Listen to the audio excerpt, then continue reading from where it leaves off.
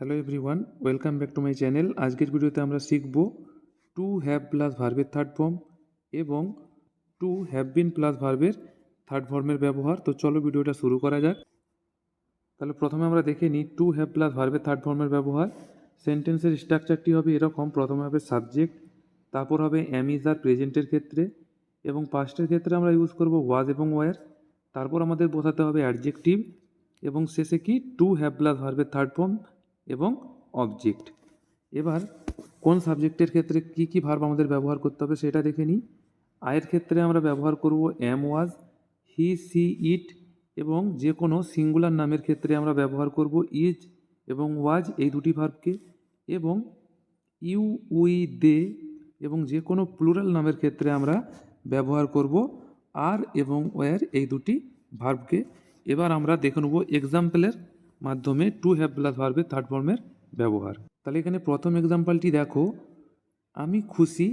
এই এতটুকু কথাটিকে বলবার জন্য আমরা এই এতটা পর্যন্ত স্ট্রাকচার আমরা ব্যবহার করব। সাবজেক্ট, তারপরে হবে কি অ্যাম ইজ আর, তারপরে অ্যাডজেক্টিভ। তাহলে আমি খুশি এর ইংরেজি হবে কি আই অ্যাম হ্যাপি। এবার আমি কেন খুশি সেই কথাটিকে বলবার জন্য আমরা এই টু হ্যাভ প্লাস ভার্বের থার্ড ফর্ম প্লাস অবজেক্টের ইউজ করব। এবার দেখো আমার খুশির কারণটা কি না, তোমাকে আমার জীবনে পেয়ে। তাহলে এটির জন্য আমরা ব্যবহার করব কি না to have got you in my life. Okay, তো এখানে গট কেন হয়েছে? আমরা জানি হ্যাভের পর কি ভার্বের থার্ড ফর্ম বসে, আর আমরা জানি পাওয়ার ইংরেজি হয় গেট, এবং গেটের থার্ড ফর্ম হয় কি গট। সেই জন্য এটা হয়েছে কি to have got you in my life. তাহলে এখান থেকে আমরা বুঝতে পারছি যে কোনো জিনিসের যে কারণ, সেই কারণটাকে বলবার জন্যই কিন্তু আমরা টু হ্যাভ প্লাস ভার্বের থার্ড ফর্ম ব্যবহার করে থাকি। এবার সেকেন্ড এক্সাম্পলটি দেখো, আমি দুঃখিত তোমাকে ডিস্টার্ব করে। একই রকমভাবে দেখো আমি দুঃখিত, এটার জন্য আমরা ইউজ করব কি আই এম সরি।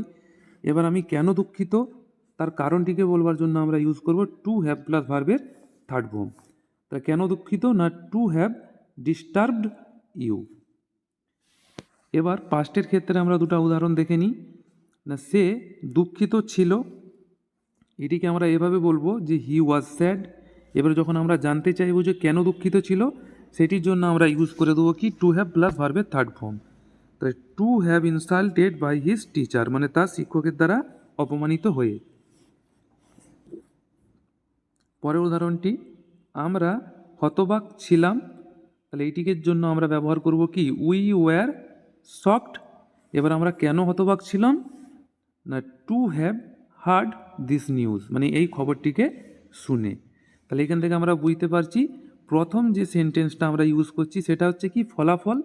তার কারণ হিসেবে যখন আমরা পরের সেন্টেন্সটি বলতে চাইব, তখন আমাদেরকে ইউজ করতে হবে টু হ্যাভ প্লাস ভার্বের থার্ড ফর্মের সঙ্গে অবজেক্ট। আশা করি তোমাদের আমি বুঝাতে পেরেছি। এবার আমরা দেখে নেব টু হ্যাভ বিন প্লাস ভার্বের থার্ড ফর্মের ব্যবহার। তাহলে দেখো সেন্টেন্সের স্ট্রাকচারটি কিন্তু আগেরই মতো সেম। প্রথমে হবে সাবজেক্ট, তারপর হবে অ্যাম ইজ আর, তারপর অ্যাডজেক্টিভ, তারপর হবে কি টু হ্যাভ বিন, এখানে একটা বিন হবে, ঠিক আছে, টু হ্যাভ বিন প্লাস ভার্বের থার্ড ফর্ম প্লাস অবজেক্ট।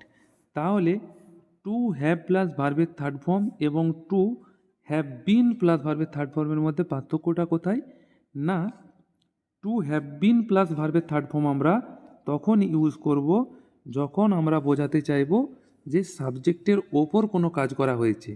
মানে সাবজেক্ট কোনো কাজ করেনি, বরং কারোর দ্বারা সাবজেক্টের ওপর কোনো কাজ হয়েছে, সেক্ষেত্রে আমরা টু হ্যাভ বিন মানে এই প্যাসিভ ফর্মটাকে আমরা ব্যবহার করব। উদাহরণটি দেখো, তাহলে কিন্তু ব্যাপারটা ভালোভাবে বুঝতে পারবে। তো দেখো সে নির্বাচিত হয়ে খুশি। তাহলে সে খুশি এই কথাটিকে আমরা কিভাবে বলবো না হি ইজ হ্যাপি, মানে সে খুশি। কেন খুশি না নির্বাচিত হয়ে।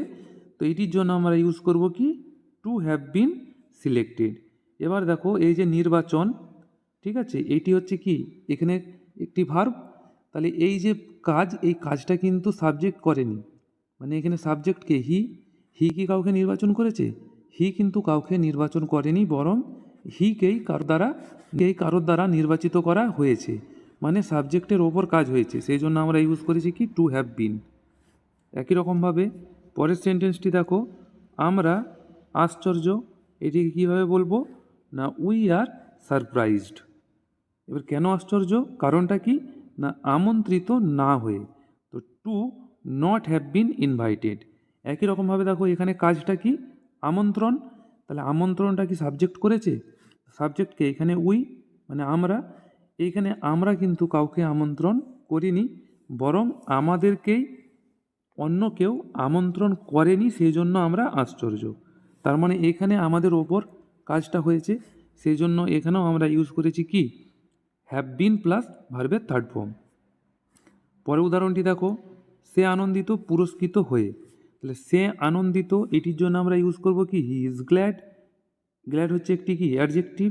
এবার আমরা কেন আনন্দিত সেটা যখন আমরা বলতে চাইবো তখন কীভাবে বলবো না টু হ্যাভ বিন প্লাস ভার্বের থার্ড ফর্ম কি পুরস্কার মানে কি অ্যাওয়ার্ড, অ্যাওয়ার্ডের থার্ড ফর্ম হয় কি অ্যাওয়ার্ডেড।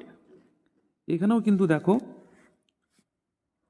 পুরস্কার সাবজেক্ট কিন্তু কাউকে পুরস্কার দেয়নি, এখানে সাবজেক্টকে হি কাউকে পুরস্কার দেয়নি, বরং হিকে পুরস্কার দেওয়া হয়েছে কারোর দ্বারা, মানে সাবজেক্টের ওপর কাজ হয়েছে, সেই জন্য হ্যাভের সঙ্গে আমরা কি ব্যবহার করেছি বিন ব্যবহার করেছি। তাহলে এখান থেকে আমরা বুঝতে পারছি যে টু হ্যাভ বিন প্লাস ভার্বের থার্ড ফর্ম আমরা তখনই ব্যবহার করব যখন আমরা কোনো সেন্টেন্স দেখে বুঝতে পারবো যে সাবজেক্টের ওপর কোনো কাজ হয়েছে, সাবজেক্ট কিন্তু কোনো কাজ করেনি সেক্ষেত্রে। এবং টু হ্যাভ প্লাস ভার্বের থার্ড ফর্ম আমরা তখন ইউজ করব যখন আমরা বুঝতে পারবো যে সাবজেক্ট নিজে কোনো কাজ করেছে। আশা করি টু হ্যাভ প্লাস ভার্বের থার্ড ফর্ম এবং টু হ্যাভ বিন প্লাস ভার্বের থার্ড ফর্মের ব্যবহার তোমরা বুঝতে পেরেছো। যদি বুঝে থাকো অবশ্যই কিন্তু ভিডিওটিকে লাইক করে বন্ধুদের সঙ্গে শেয়ার করবে এবং চ্যানেলটিকে সাবস্ক্রাইব করে রাখবে, যাতে আমি এই ধরনের কোনো ভিডিও বানালে তোমাদের কাছে সেই ভিডিওটি সবার আগে পৌঁছে যেতে পারে। Thank you for watching this video.